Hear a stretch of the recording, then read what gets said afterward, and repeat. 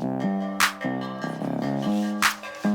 today I want to talk to you a little bit about mobility because everybody's doing it, and I want to make sure that one, you know what it is, but for two, how can you practically apply it in your program to make sure that you're getting the most bang for your buck, but you're also not wasting a bunch of time. So the technical definition of mobility is the range of motion about a joint.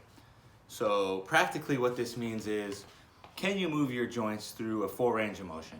So when you're doing mobility training, really all you're doing is you're focusing on the health of your joints, which is great because you don't always want to be doing high intensity, heavy strength training and never thinking about the health of your joints, because usually high intensity, heavy strength training is not necessarily the best thing for your joints, especially over a long period of time. So why is this important? Well, again, I just said right there, joint health is the first reason it's important. The second reason I like to use mobility drills is as a litmus test or a prerequisite assessment to show me if you're ready to move on to loaded resistance training or weight training type exercises. So for example, one of the most common mobility tests there is the overhead squat. And the overhead squat is amazing because it kind of looks at, or it does look at the shoulders, the upper back or the thoracic spine, the hips, and the ankles. And so when you do the overhead squat assessment, you can get an idea of that person's, how well their mobility is and all their joints throughout the whole body.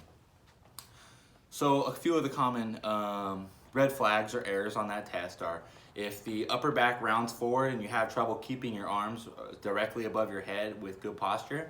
Well, that's super common because we sit all the time in terrible posture, and so there's a lot of people that have that rounded forward posture that needs to be addressed.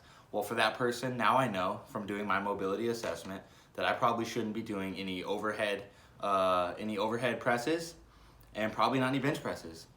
And this is one of the main reasons. I mean, the bench press and shoulder injuries are one of the most common injuries that you see in weight training. And so we want to have a gatekeeper exercise or a mobility test so that we can see if you're prepared to move forward to exercises like that. Another one of the common errors is people, as they move down into a squat, they have a hard time staying on their flat-footed and their heels come up off the ground. And that's an indication that there's a deficiency in ankle mobility.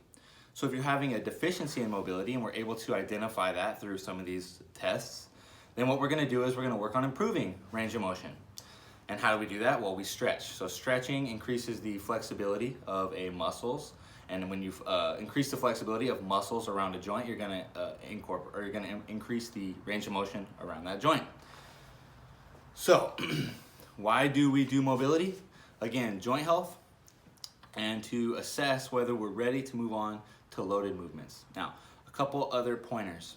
If you are having no problems and you're able to go through all these mobility drills and you're feeling pretty good, the movement's looking pretty good. Well, then for you, these movements can just be a warm-up. They're really great on a warm-up, but the other time they're great is to add to an active recovery day. So instead of just on your off day, just sitting around doing nothing, that leads to stiffness and soreness. And if you're actually active and you move those joints on an off day, you're going to feel much better. And it's shown in studies that you're going to recover faster. So that's another great way to do that. So I hope this video helps you understand what mobility is and where you can fit it into your program, whether you're having trouble with it and it needs to be a primary focus of your program, or you're doing okay and it's just kind of you're sprinkling it on top to kind of give some flavor to your program, and you're not always just beating yourself up, but you're also spending time taking care of yourself and starting to listen to the signs that your body's telling you. So I hope that's helpful information to you. Let me know what you think, and until next time, holla at you later.